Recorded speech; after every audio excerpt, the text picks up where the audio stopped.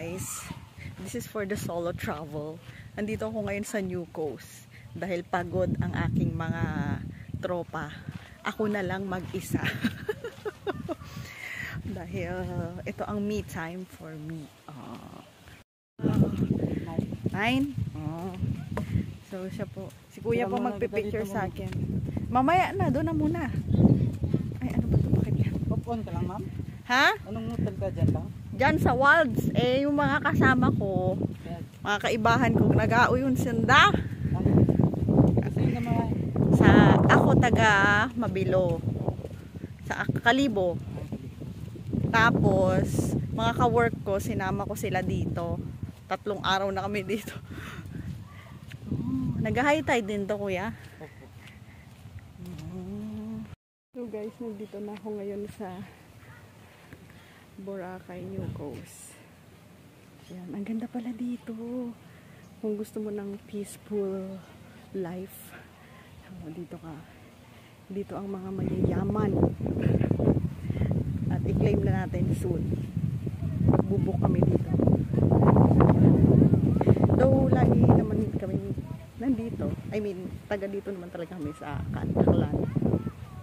Sa mga ganitong part, medyo hindi pa napuntahan kasi nga mga pang class A.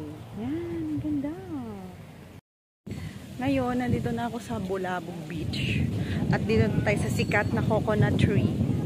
Ayan. So guys, meron silang number 14. So may pila siya with a number. So nice naman kasi hindi masyadong matagal yung pag-intay mo, hindi kayo agawan. So ito yung beach niya. Oh, super calm. Solo ang peg ni ate girl.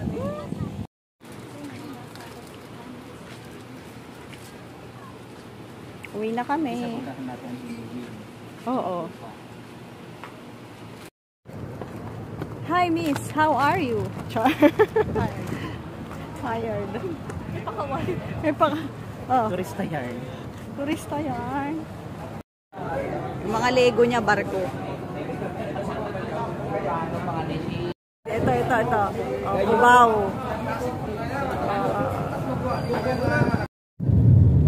Lilipad na yung aeroplano. Ay, kakalanding lang pala. Back to my hometown. Ay, Aklano nagali. Iyaw mata ako sa Kalibo. Gapamasyar. Ay, tama ba yun? So yun guys, later among flight ay 10 PM pa. So 3 o'clock iyawon kami. Katambay anay kami ito sa Mano Coffee. Ayan. Abo-abong kainan iya. Galing Hiwatao. Yan. So gabi dyan ay ako ito. Ganda ng hotel, magandang hotel. Parang Boracay ba na? Pero may kuryente doon.